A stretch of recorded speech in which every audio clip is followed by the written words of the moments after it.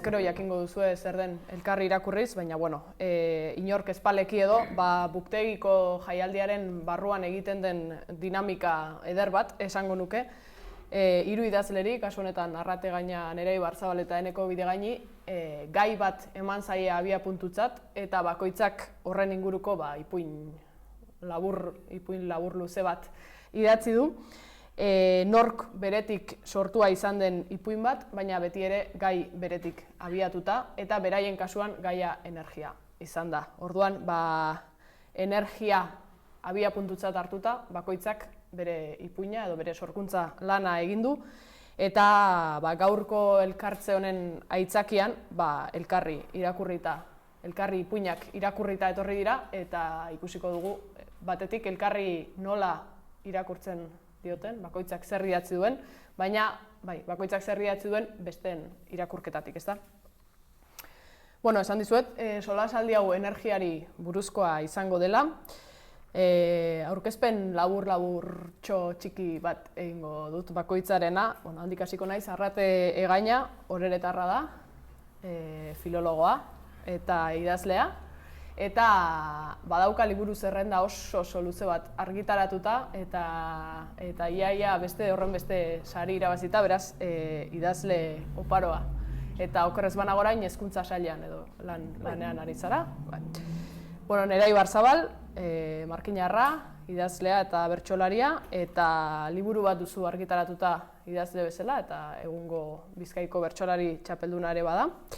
Eta Eneko Bidegain, Baionakoa, eta idazle eta kazetaria, hainbat ikerketa lan argitaratu ditu, lehen ere komentatu diot, batez ere Lehen Mundu Gerraren eta Ipar Euskal Herriaren arteko harremanari buruz, eta duela gutxi bizta eder liburua argitaratu du.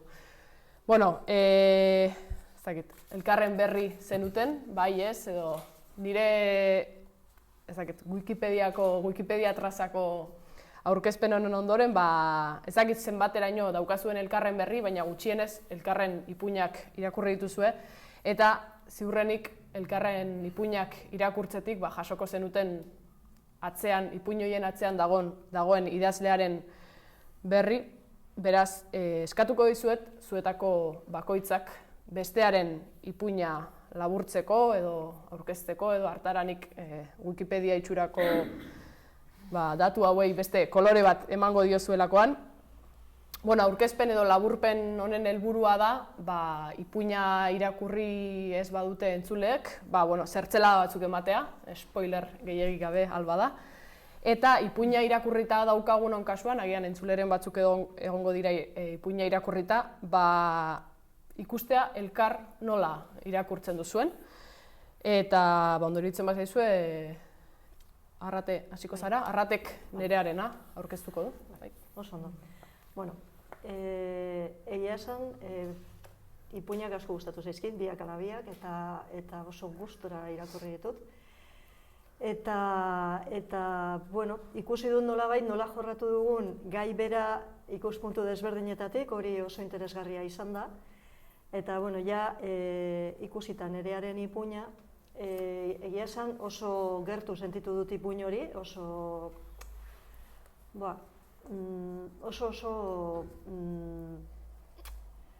hurbil, niretik oso hurbil sentitu dut, nolabait esateko. Eta horretaz aparte, historia. Historia oso interesgarria da. Hasieran nerea kontatzen digu Bil, gizon bat, erretiro puntuan dagoen gizona, zaindaria da edo begiralea zentral nuklear batean. Eta, berak zirrikituta txoko guztiak ezagutzen ditu, eta orain berrikuntza batzuk egongo direnez, beste gizon bat etorreko da. Etortzean, Raul, beraien arteko harreman bat sortuko da, horrela, pixkat deseroso nola bai, behintzat hasieran eta hor nereak oso ondo adierazten du bi belaunaldien arteko talka antzeko bat, ez? Bilek erakutsiko dio zer zaindu beharko duen Raulek, eta txisten bat edo ere kontatuko du, baina Raul nahiko hotz geratuko da horren aurrean. Eta dena gertatzen da hor normaltasun batean, ematen du, hasieran ez da ezer gertatzen, batean dena gertatu arte, ez da, pixka berandu xau. Ohikotasun honen barruan ere, txertatzen da, irratiko programa bat, albiste batzuk, iradokizun batzuk botatzen eta musika ere bai entzuten da. Irratiko programa honetan ere entzuten da energiari buruzko iradokizun batzuk edo komentario batzuk, eta pixkat ilunak dira. Hitz egiten da,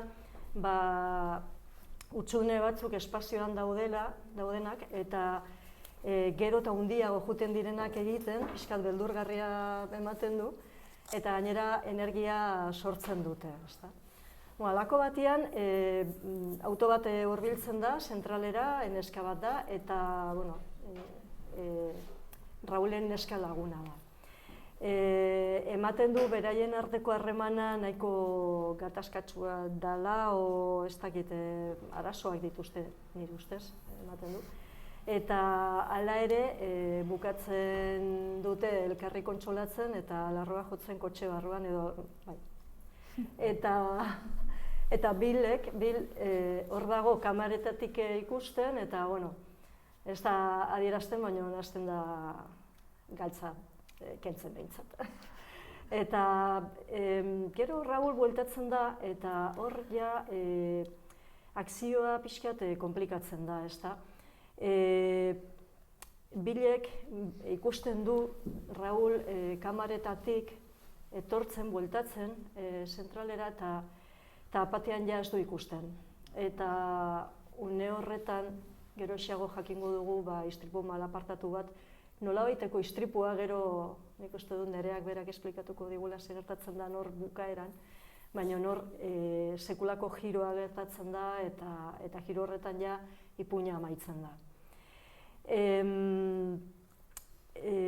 Garapena ni ustez oso ondo eraman da, gainera bi plano desberdinetan, eta bi plano esaten dute irratiko plano bat eta gero beraien akzioarena eta ez.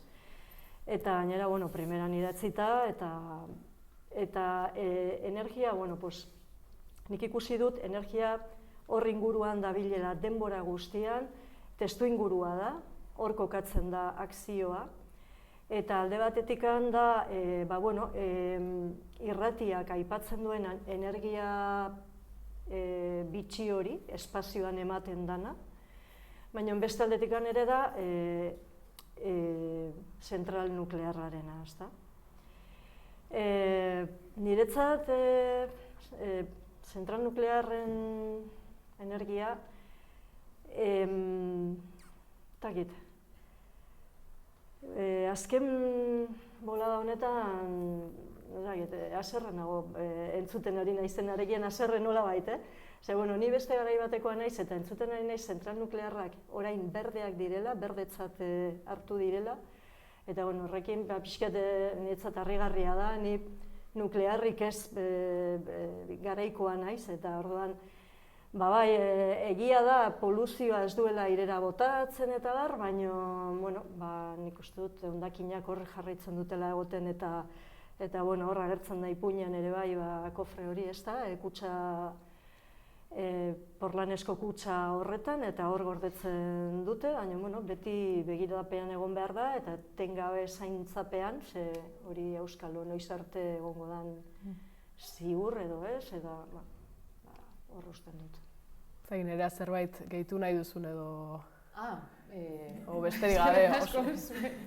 Berrekati, uste dut oso ondo laburbildu duzula, eta nire idazteko kezka edo nagusietakoa hasieran behintzat hori zen energia nuklearraren ondorengoko hondakinen 100 urteko, ez da egitez, badirudi makroproiektuak justifikatzen dituztela momentu batean momentu hortan energia ematen digutelako, eta zentzu praktiko batean justifikatzen ahalegintzen dira, baina energia ematen ez dutenean ere, eta porlanezko munstro radioaktibo batzu direnean ere, hor diru pila badago, zaintza behar da, langilea behar dira, eta hipotekatzen ditugu urte pila bat, hori, pixkat hori zen, gero landuko dut. Oso ondo, bueno, Nerea, Enekorena aurkeztu edo nola irakurri duzun, esango diguzu? Enekoren ipuina, argiak maite ez zuen gizona bere izenburua, eta niri asko gustatu zait Enekorena, biena, eta uste dut oso kolaxe ederra sortzen dela.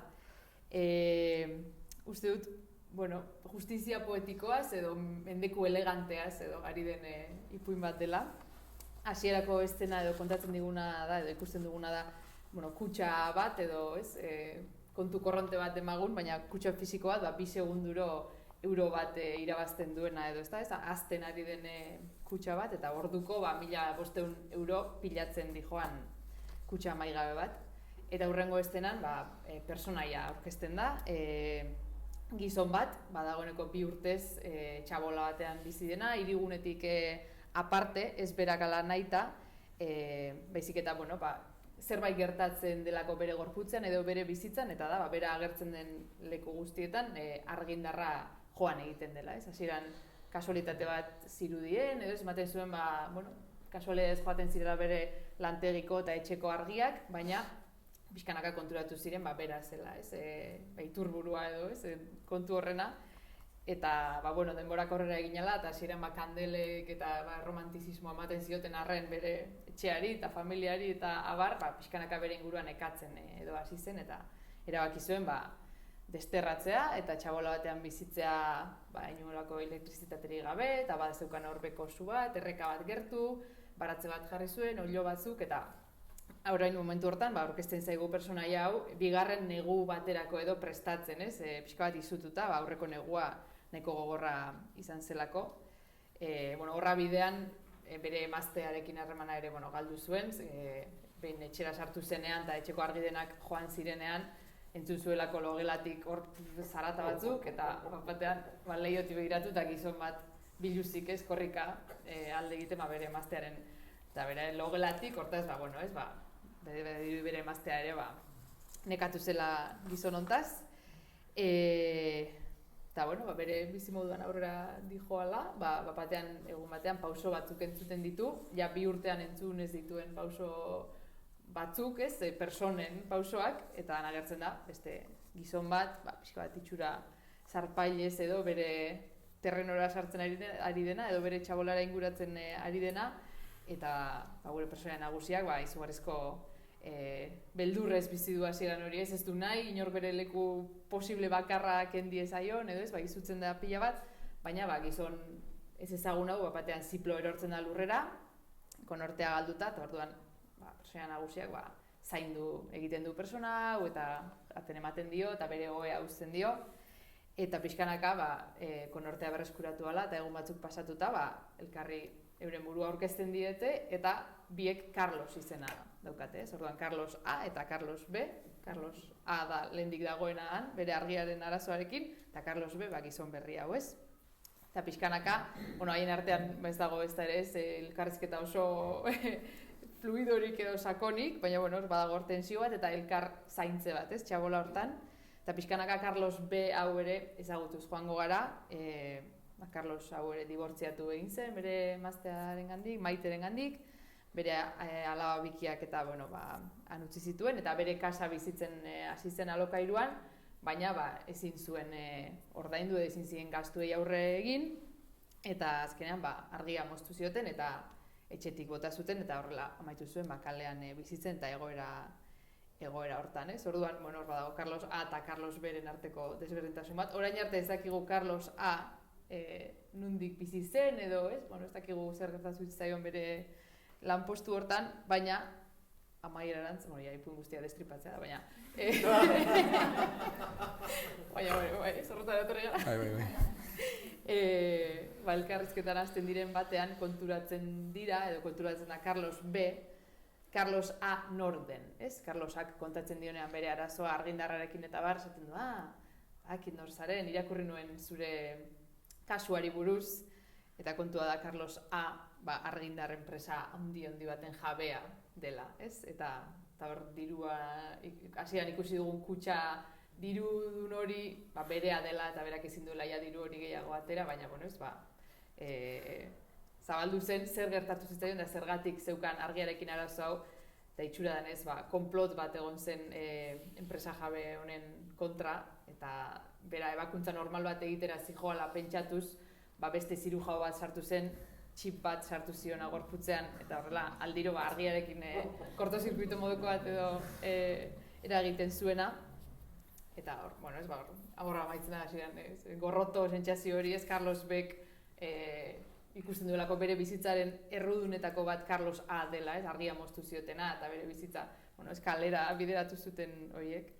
Eta gero azken estena bat agertzen zaigu, beste enpresa jabe baten eguneko momentu bat, dutxara sartzen, eta bakotean dutxatik ura irten ordez, urbeltz eta azukretsu bat ateratzen zaio, berak ekoizten duen edari horren motakoa, ez orduan, beste trama bat edo bidea zabaltzen zaiola, eta zirkularra eta polita eta ederra iruditu zait, ez dakit, zukeiago neko sakondu edo gero bestela. Bueno,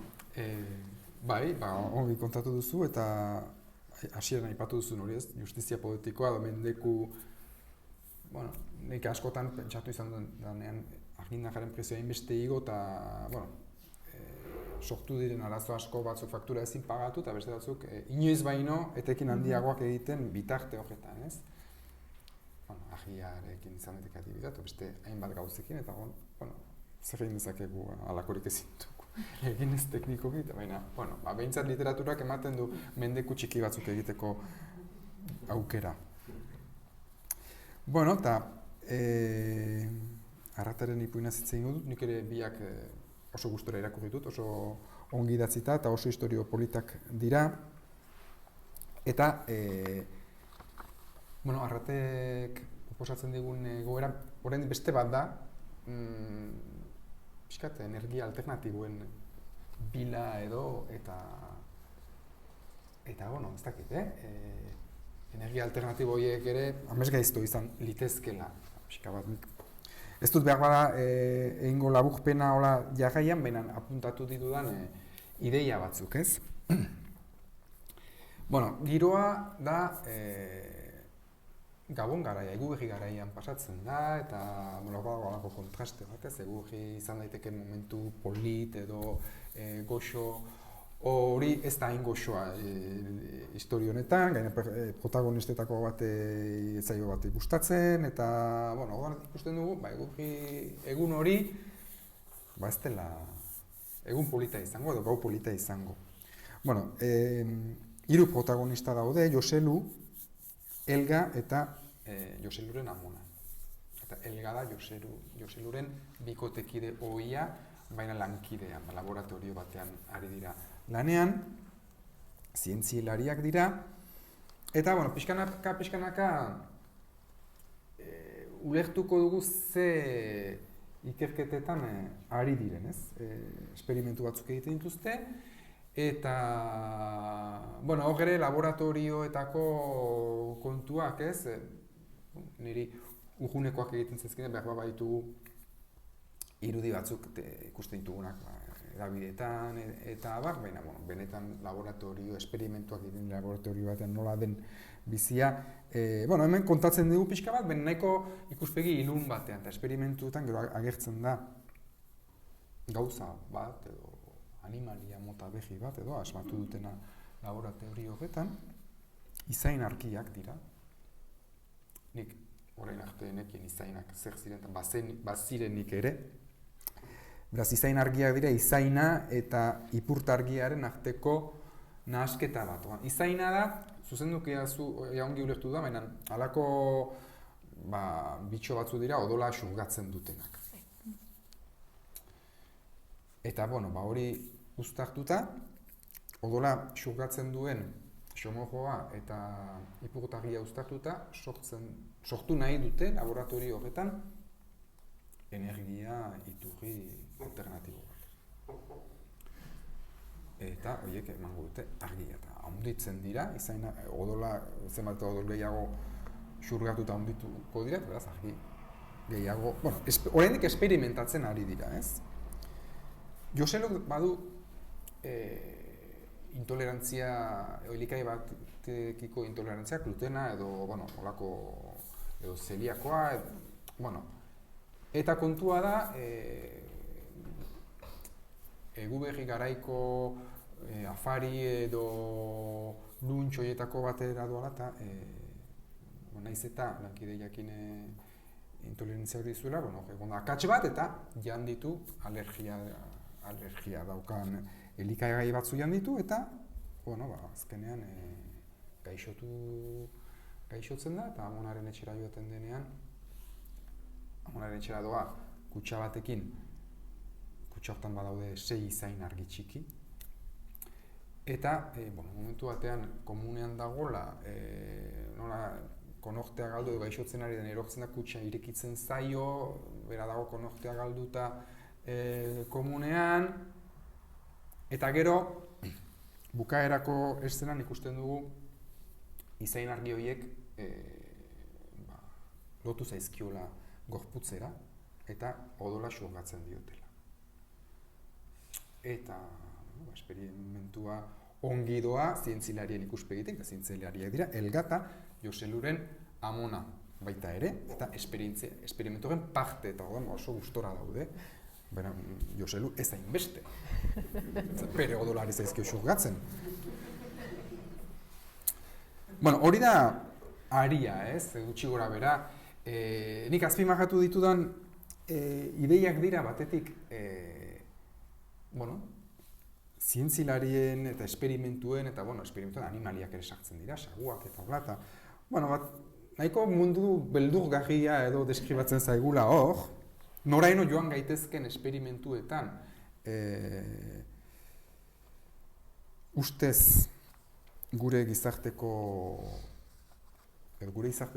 ustezko arazo batzu konpondu nahian, eta noraino joan gaitezken esperimentu horietan. Noraino garamatzan energiaren beharrak, energiaren behar hori da momentu honetako kezka nagusi bat, eta horrek eragiten ditu gerrak batean, eta beti ari gara, petrolio bukatuko da, beraz energia, edo mundua berotzen ari da, beraz energia alternatiboak, eta ordan energia alternatiboak ere sekula ez direla perfektuak, eta ez dugula gogoetatzen. Hau dira jan ere gogoetak zure ipuina irakurrita gero, ez?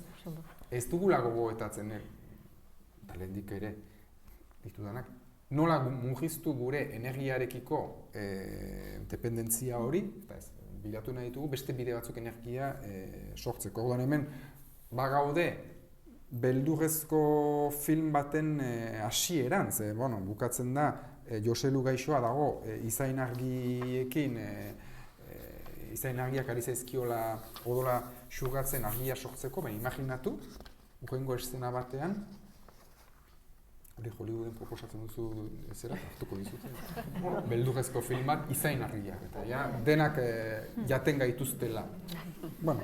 Ideia interesgarria iruditzen zait, beldurrezko film baterako, baina azken izain argi horiek bihurtzen dira energia iturri berri eta ekologiko ematen du, ez dago mundua berotzen duen gas isurketarik eta hola, baina aldi berean oso beldurgarriak dira. Eta azken kontraste bat Eguberri garaian pasatzen da, eta hor dago azken eszena bat, Eguberriko argiak eta izain argiak daude etxe horretan, behin argiak itzalita. Kontraste hori, batzuetan zertarako nahi dugu energia Eguberritako garai horietan hiriak eta etxeak eta argiz betetzeko, eta biak gaur gauean ordu aldatu behar da, energia aurrezteko, eta aste honetan ikusi du, eta Facebooken edo, aurrezten dugu energia gero Eguberri garaian pila bat gastatzeko, Eta, hor lotura hori egin dut nola bait, eta hori eta beste elementu asko bat dira, nik uste Joselu eta bere amonaren eta Elgaren arteko hageman hori ere interesgarria dela, eta, hoxe. Oso ondo, agurtu duzu. Egia esan, agindua etorri zitzaidanean, zalantza egin nuen zeildo hartu, ezta? Alde batetik pentsatzen nuen agian salahitz egin norberaren energiari buruz, hau da, energia fisiko, psikiko edo indarrak emena o halako zerbait, eta bestaldetikan gizartean erabiltzen dugun energia, ez? Ia dena egiteko. Eta, bueno, azkenean mix bat egin nuen, pertsona batek energia sortzen du, eta horrek ere, bueno, adierazten du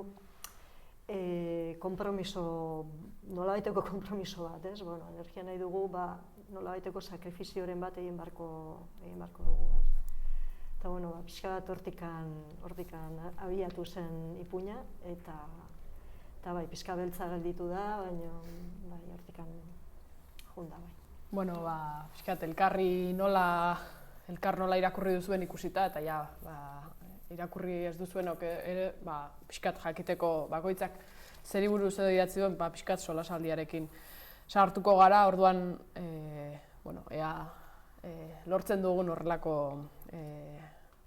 solasaldi bat montatzea, bai, orduan, bueno, galdera orokor bat, bota nahi dizuet, bueno, hau badelako hori, aipatu dugu ez, elkarri irakurtzea, baina elkarri irakurtze horretarako konpartitu duzuelako abia puntu bat, energia izan dena. Galdetu nahiko nizueke nolakoa izan den, bueno, igual arratezuk esan duzu orain pixkat, baina nolakoa izan den enkargua jaso, hau da, idatzi ezazu ipuin bat energiari buruz, enkargu hori jaso, eta ipuina bukatutzat eman arteko prozesu hori, ez? Noiz erabakitzen da gai bati nola heldu?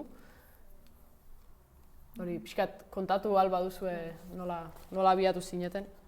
Bueno, nire hasi nintzen energiari buruz irakurtzen eta, bueno, aztertu nuen irakurketa asko, baina bai konturatu nintzen energiak berak dala gai bat fikzioarekin ondo uztartzen dela, ondo lotzen dela, ezta. Eta, bueno, gai importantea jorratzen dituelako, sartzen da, energia barruan, sartzen da gizartea, ekonomia, osasuna, mila gauza, ezta. Eta, bueno, beste ipuinetan ere jorratu izan dira gai horiek, ez.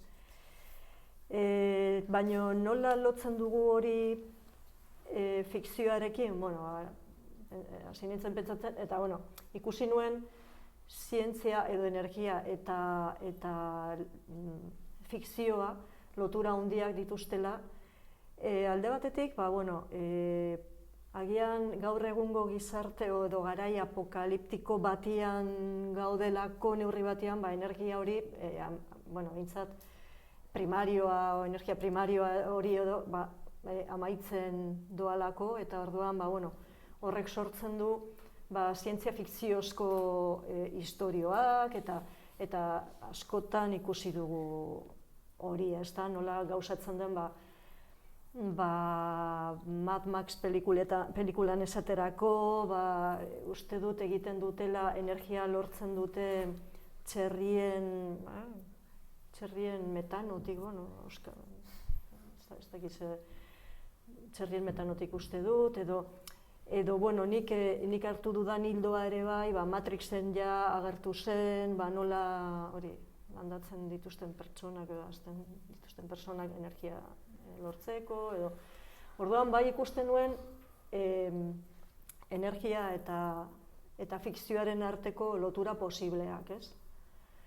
Eta hortik hori abia puntutzat, baina gero ja, bueno, ipuina eta nola garatzen dan, eta nola amaitzen dan, eta hori, bueno, ja, tramak berak eramaten zaitu pixkat, erabakitzera noiz amaitzen dan, en fin. Nik udan idatzi nuen, nahiz da baiezkoa, ez dakit, apirilerako doia emana zen, abuztua iritsi zena, esan nuen, bale, zeri buruz idatziko dugu. Eta energia hitzak izugarri, ez dakit, pioa gustatu zitzaidan gaia bera, eta sumatzen nuen nire barrua, nolabait energiaren gai, demagun energia materialaren gaiari iskin egin nahian bezala, ez? Eta ja, maneukan buruan, persona bat terapia energetiko bizi dena eta diru pila bat uzten duena kuartzoak erosten. Bueno, ez, pixka bat neukan energia nolabait esoterikorantz joateko grina bat, baina iruditzen zuten, saiatu bestera, ez? Edo egin pixka kontra zure tendentziari eta saiatu hartu energia zentratu argindarrean edo demagun, ez? Eta neukan, lagun batek, lagun bat Mallorcatik etorri zen Lemoizko zentrala ikertzera, nola, inpaktu paisajistikoaren aldetik, eta berak behin komentatu zidan horra parranda baten Lemoizko zentralean segurata bat dagoela, edo segurtasun zaintzaile bat dagoela gaueroan dagoena, eta goizetan, eta ez dakiz zer, eta geratu nintzen paisai horrek izan, Lemoizko segurata, nor izango da, persona hau hori geratu zen nire barruan hor gordeta, eta justu abuztuan, kotxean nindoala irratiak izan zuen, Garoñako zentrala desmantelatzen hasiko direla aurten, ez? Eta hasteko zen, zer da zentral bat desmantelatzea, Garoña 2013an edo ja itxi zuten, eta nola da posible 2023an oraindik, ez, hau da, zema lan dauden munstro horren azpian, zema gestio, zema diru, zema enpresa, eta hasi nintzen pixkat horruz bezala bidaiatzen, eta uda osoa pasu nuen, zentral nuklearren desmantelamentuei buruzko bideoak ikusten YouTubeen. Ez nolabait, sinesteko neuk ere, sartzera nintzelako mundu batean enuena ezer kontrolatzen, eta sinesgarretasuna emate aldera, eta hori izugarria da dena, ezagit. Horko langileak, horko radioaktibitatea, horko piztina badago, azpian erabilitako erregaia daukana, eta ez dakiz eman 1000 graduta dagoen erregai bat da, 6 urtez piztinan egon behar du, eta gero Espainiar estatuan Kordobara bidaltzen dute hilerri nuklear batera, 300 urterako, esan dut, da, lehen fiskat esan dudana, ze prezio daukan ustezko energia berdea deitutakoak edo, fiskat hor sartu nintzen, eta horrez gain, enpresa edo zentralaren urte guztietako gestioa pribatua izan den arren, edo Nuklenorrek eraman duen arren Garoña kasu hontan, Nuklenor da Endesa gehi Iberdrola, desmantelamentua enpresa publiko batek darama. Hau da, publikotik ordaintzen da desmantelamentua eta residuo toxikoen kontrola, eta gero berriro enpresa pribatuari itzultzen zaio, ez? Hau da, pila bat geruza zeuzkan, horrela iritsi nintzen, da gero nahi nuen bi personaien arteko energiek ez egitea bat, eta egotea hor energia personal bat ere tensioa sortzen duena, tensio altuko eremu batean, hori zen pixka batean. Neri energia gaia interesgarria iritu zitzaidan, baina hasiera batean zaila, agapatzeko nondik jo, ez? Nik, energiaz nondik joko dut. Norberaren energiaz eta indarraz eta indar faltaz eta hola, hortik joan ziteken,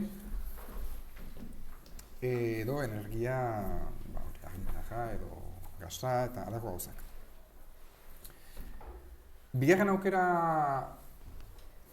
hortik joan nintzen, baina hor ere bi aukera izan itzaken, eta bat gehiago nire kezka ekologikoari erantzuten dionan lehen aipatu dena. Zenbat energia xahutzen dugun eta ez ote genuken hobe gutxitzea gure energia kontsumoa, energia berrien bila joatea baino. Hori izan ziteken helduleku bat, eta azkenen naiz bate hortik joan, ze lehen aipatu dudan bezala, niretzat oso lagia da, energia gaur egungo gizartean behar dugun, argindarra behar dugun zer bat da, beste zenbait gauza bezala, ez? Eta argindarraren prezioa hainbeste goratzea, zentzu batean uler ziteken, baina gero enpresa buru batzuk horren bizkar aberastea ez zait sekula onargarria iruditu. Hori bezala, aparkalekuekin edo peajeekin eta privatizatzen direlako gauzak eta privatizatzen direnean batzuk sakelak betetzen dituzte horrekin. Eta hori banuen aspalditik, kezka hori eta asege hori ere jende horren aurka eta nik zer egin dezaket nire einean, idatzi. idatzerakin ez dut gauza handirik konpontzez, horiek segituko dute berdin aberasten eta beste batzuk fakturak ezin ordainduz, baina hor dago mendeku txiki bat, ez? Eta hori izan zen, pixkat abia puntua. Lehenbiziko eszena hori eta bukaeran agertzen den gela hori txamponez betetzen dena segunduro, begiratu nuen zenbat 2022an, uste Iberdrola dela, Espainiako energia, zenbat irabazizu, zenbat etekin izan zen hori nagusiak, 12.000 milioi euro uste dut, astakari bat. Eta hasi nintzen kalkulatzen hori minututara ekarrita zenbat den minutuko, zenbat den segunduko, eta bi euro segundu, ez, segunduro 2 euro. Ez, 2 segunduro euro bat. Asko. Eta hori hasi nintzen kalkulatzen zenbat okupatzen dute 12.000 milioi euro txamponek. Eta, ino nolako kalkulo bat, eta, imaginatu gela bat, gutxi gora bera, hau baino txikixiagoa da gela, baina, etxe bateko sala egon gela eder bat. Eta, hortik kontraste hori, ez, nahi nuen pixka bat abierazi, eta, ni ordu batean, gero enez hasi garatzen horretan, baina ordu batean, ordaindu du etxeko alokairua on bat, ordu bakarrean. Hilabeteak baditu beste ordu. Hortik ere tiratzeko, ez?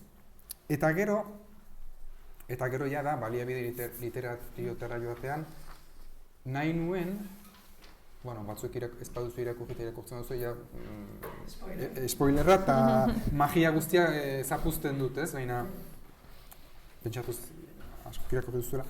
Nahi nuen irakurleak empatizatzea pertsonaiarekin hasieran, gaixoa, pena izatea, eta bukaeran ikustea, ez da espero genuen, eta zegi bat da. Eta, horrekin jolastu nahi nuen baita ere. Eta, gaia inspiragarria da energia, bide asko ditu, eta nik hau hartu nuen, baina, hartu nuen energiaren alde sozial horretatik, eta ez da inbeste alde ekologikotik. Naiz eta nire alde ekologikoak asko kezkatzen nagoen. Baina esan niri oso interesgarria egin zitzaidan zuk aipatu duzun gelarena eta oso bisuala da, baina baita onomatopeien bitartez egiten duzun txamponak erortzen direnean klan denbora guztian horren inguruan konturatzen zera ze modu zekenean eta batzuetan amoralean ere betetzen diran arka horiek, ezta? Energia, lehen komentatzen genuen bezala, alde ekonomiko indartsua dauka eta alde antiekologista handia dauka ere bai. Eta niretzat oso importantea izan da ikuspegi hori, zuk eman diozun ikuspegia. Hori, asko gustatu zait. Zaira berean, ezin du kutxa hori zabaldu, ezin du gela hortara sartu, baina bizi daiteke, bizi raun dezake sua, olioak eta baratzaekin ez orduan. Ez da hiltzen, ez da ezin duen zabaldu. Nik alde ekologikoa denbora guztian buruan neukan ere bai, kezka handia daukako horren inguruan, eta enei puinean ikusten nuen, alde batetik, zuk nahi baldin baduzu energia zeuk sortu, ez eta modu txarrean izan. Eta beste alde ere, ez da alderdi ekologikoa, baina da, zuk aipatu duzun, gustatu zain nola jaso duzun laborategiaren giro ilun hori, niretzat oso mingarria izaten da nola esperimentuak aurrera eramateko nola erabiltzituzten animaliak, ez? Hor dago kezka handi bat, eta horregatik, xaguak izan beharrean bera da, ez? Esperimentuaren, objektua. Eta, hori azpimarratu nahi nuen ere bai ipuinean, baina, gutxi gora bera hor gelditu da, azalduta, ez da. Hirurok erabiltzen dituzue zuen ipuinetan asko, arrate komentatu orain irudiak erabiltzen dituzuela asko, irudien bidez zenbat esan daiteken edo, ez? Naiz eta guk hitzekin aritzen garen edo hitzekin hitz egiten dugun, hitz horiekin irudiak eraikitzen dituzue, ez dakit horiek pentsatzen dut kontzienteki egiten dituzuela, ez? Baliabide literario bezala edo zerbait bilatu nahian, ez? Bai, niri esaterako, zu komentatu duzun dokumentazio guzti hori oso baliagarria egin zait gero ipuinean, ze oso modu errealistan kontatuta dago, eta jo, ni pentsatzen duen, bueno, ez dakit, familian izango du norbait dut. Zehaztasun puntu batekin oso importantea, eta, klaro, hori sinesgarritasunaren aldera oso ondo dator eta asko gozatzen da horrelako, ez? Zatzen, ostras, ikusten duzu benetan, ikusten duzu zentrala, zirrikitua, txokoak, eta dana, bai. Oso... Nire, irudietan, gustatu zait asko adibidez, aparkalekuko eszena hori bi autoak, eta BMW bat heltzen da, eta imaginatzen zu BMW-etik, aterako da nagusia edo lata, ez gazte bat ateratzen da, eta jarrera hori, ez bestea bere fokusean eta kontraste hori oso adierazgarri ditu zait, eta beste zenbait elementu deskriptibo ere oso azpimarratu ditut baita ere, asko gustatu zaizkidan nola kontatzeko, batzutan ez da irudia, batzutan da konportamendu bat, edo gogoeta bat, edo hola, baina oso ongi deskribatuta, oso modu sutilean eta irudi bat idazten dugunean irudiak agertzen dira, baina uste zailtasuna dela ez egitea deskriptibo hotz bat, oso bizia eman behar zaio nola bait, ez? Nerearen ipuinen asko gustatu zait hori, zurean ere asko badira, ze iradokitzen diguten gauza batzuek, eta ikusten dugunetik harago doa, ez? Eta bat, argazki baten edo bideo baten ikusiko dugu irudi bat, baina testuak ematen du aukera hortik harago joateko. Arraterenean ere zuk esan duzuna, maieran gabonak izatea eta zuk imaginatzea persona bat kasi gabonetako arbola bihurtuta, izain argiz estalita eta gaina gabonak antzesten ari direnak, ez ulertu dudanagatik, ez dira gabonak, baina eurek behar dute ikerketarako Joselu beste postilabete ez horrekitzea, orduan antzesten dituzu gabonak, eta gabonan bera ere bada nahiko antzespen, ez? Bi astez, baina luza dezakegu bi urtez, eta bera hor argiek, oso irudi potentea. Bai, hori ipuinaren bukaeran garbi zegoen bera sakrifikatuta egongo zala horren alde. Hain zuzen, zuk esan duzun moduan, Gabon faltsuen alde. Gabonak berari gustatzen zaizkio, eta hor dago bere ametsetan herri ez da, eta eta behar bat, parasitoaren figura ere, zenolabait, Joselu, eta Joselu zaintzearren bere amonak bere karrera zientifikoa eten zuen, ez? Orduan, energia zirkular bat bezala beren itzuli, ez? Orain zu izango zara bere kobaia, edo? Hori pixka bat, horitzun nintzen gero urrengo saioa izango dela zaintzari buruz eta horrelaz, eta pentsatu nuen, zaintza ere, ze gutxitan ordaintzen dan benetan, ez? Eta hor ere justizia poetiko pixka bat egoten da, amonak berreskuratzen duelako bere urte galduak, eta Joseluri emandakoak egia esan, ez? Eta, bai, egia esan, hor nahi duen zera egiten du, bai. Zientifikoa da bera, eta hor aritzen da azkenean, bai. Hainbat kuriositate sortu didate zuen ipuinek, baina agian kuriositate konpartitu bat hiru ipuinen artean izan da ze izen erabili dituzuen pertsonaietarako, ez?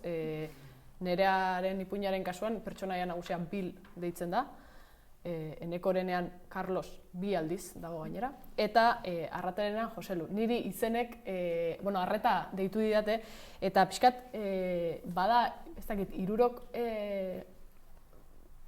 iruditzen zait eman diozuela izena aukeratzerakoan ez dela izan badaezpadako aukeraketa bat, ze izen bat erabakitzeak baduka pixu bat, eta galdetu nahi nizueke, berola jolas moduan edo, zuen hiruron ipuinen arteko izenak aldatuko balira, nola aldatuko litzatekeen ipuina? Bueno, nire kasuan, Joselu, eta espero dut hemen Joselurik ez egotea, tipua da, bastante ganorabakoa, eta beti amonaren menpe, eta orduan nahi nuen izen nahiko arrunta, eta bueno, batzuk barajatu nituen, eta nire kasuan nik uste dut bai aldatuko zala. Niretzat Joselu izan barzan, eta horrela. Eta besteak, ez besteak, amumak ez dauka uste, baina Helga da, kanpotarra dalako, eta horrela ez, orduan, berdin zitzaidan Helga bat ezagutzen dudalako, alzan izan beste bat. Baina negia esan Joselurekin bastante garbi neukan, eta ez dakiz aski zergatik, neukan, bastante garbi, eta ez nuke aldatuko ez. Berez, nire personaia Pil da, baina Txernobil ez izenetik edo eratorritako laburdura, eta bere izena uste dut Alberto edo jarri nuela originalean.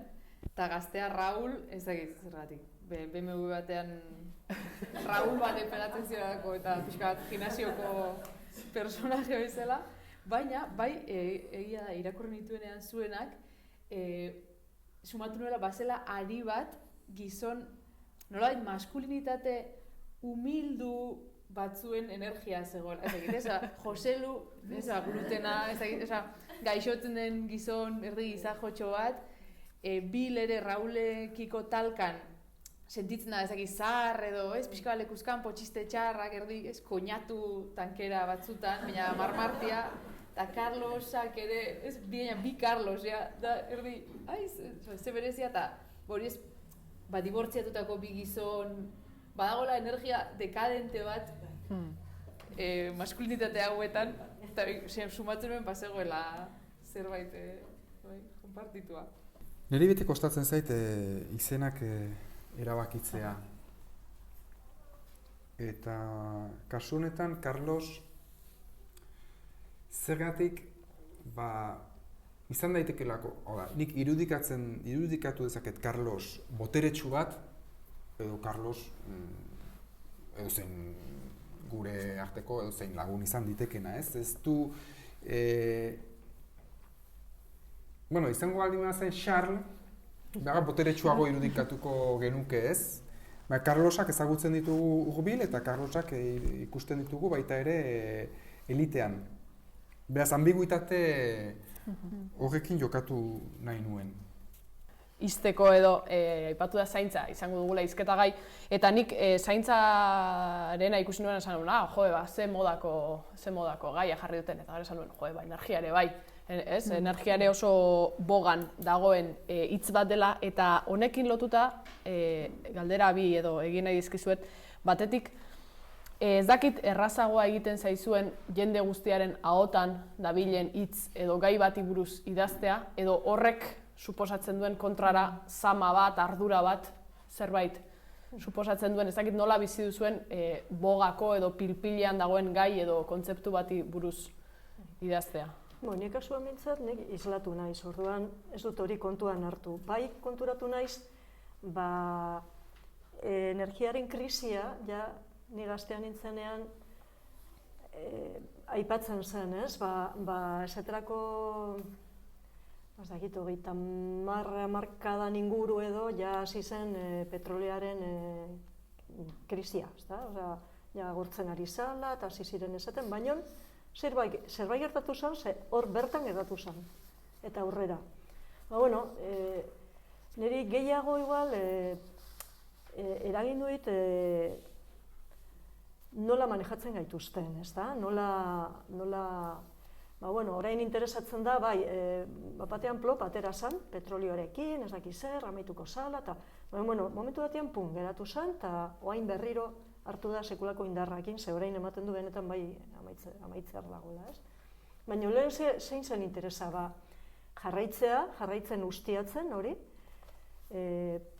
energia iturri hori, eta diru gehiago lortzea, naiz eta zikindu, naiz eta... badakigu ere desberdintasun sozialak sortzen dituen, hain zuzen ere horrek, ez, petrolioak. Eta bueno, hori bai eragin dit, pentsatuz, nola txotxongiloa garela, batzuen eskuetan, eta amorro puntu batekin energiarekiko ere sortu zait, bai. Niri uste dut Aritzek hasiera batean aukeratzeko eman zigula edo bentsat emailean, ez? Zaintza eta energia eta zen nahi duzu eta uste dut ez dakit izan zen hainbeste energiaren erakarpena edo zuk esan duzu nahi noa zaintzaren usatu nahi bat edo ez dakit askotan esan duzuna, hitzak zenbat gehiago erabili batzutan gehiago lausotzen da esan nahi eta uste dut zaintzarena justu puntu hortan gaudela edo ez dakit. Nire barruko bulkadak esaten zidan, zaintza ez, hasiko zara, ez zara agian hain libre sentituko eta ja etorriko zaizkizu lau estereotipo eta horiei ihes egiten saiatzen ariko zara, eta lan gehiago suposatuko dizu azkenean.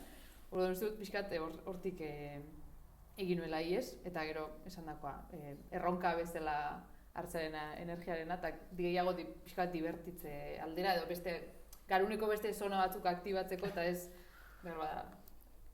bertxotan ere zaintzari gehiago kantatu diogulako agian energiari baino oraindik, ez dakit, aldatzear. Niri ere zaila egiten zait gai asko landuak diren gaietatik gaiei zerbait ekarpen egitea, ez? Beti daukazu beldurra ez originala izateko, edo orain arte egin denaren mailaren azpitik egoteko, edo ekarpenik ez egiteko, eta alde horretatik gai berrien bila joatea beti da erosoagoa behar bada, erresagoa ere, ez dakit. Baina, ez du egan nahi, erronka izan daiteke betiko gaiatik zerbait berria sortzea, ez? Baina, zailagoa da.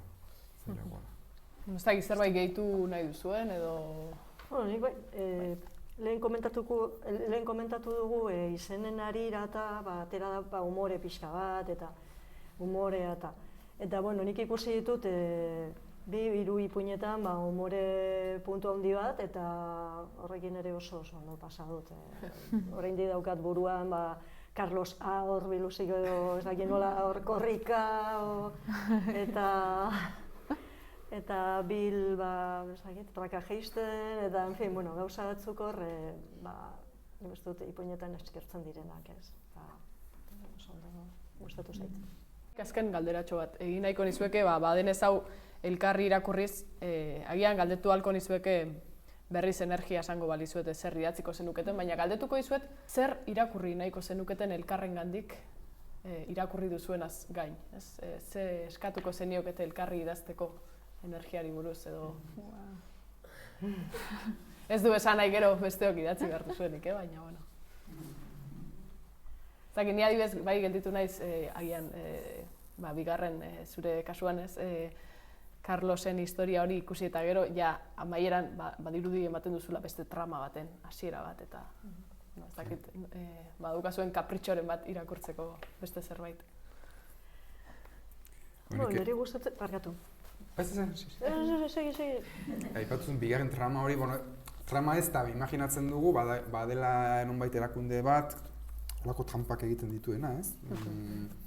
Ekintzak ilegalak direnak noski, baina moralki gizarteak sustengatzeko erresagoak, ez?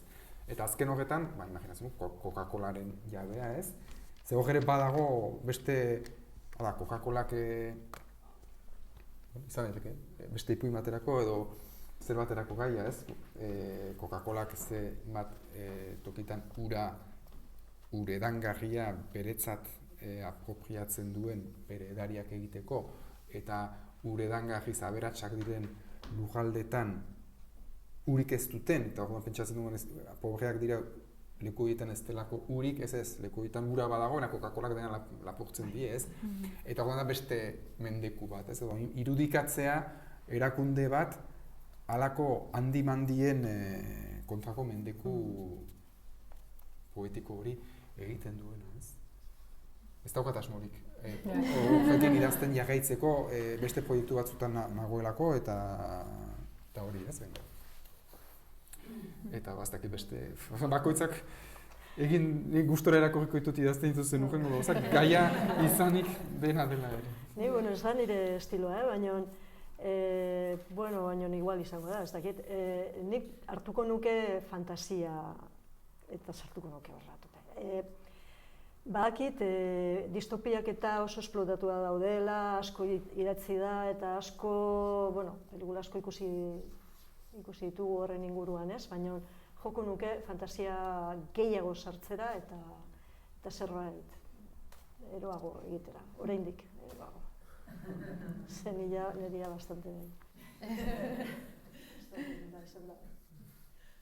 Nik ere baita, zer animaliekin baita ere, zuri puñan asko konektatu dut horrekin euskatuak, Heidi Lamar, da wifiaren sortzailea eta aktorea, enek izkien gauzak, ez da, ez dakit, eta niri puñan ere txakur badago, askotan behar izaten dut personarekin batera animalia personaia edo, eta ez dakit, idatzi zen ezaken animalien laborategiko revoluzio bat edo, ez dakit, bengantza bat edo, bai, zer.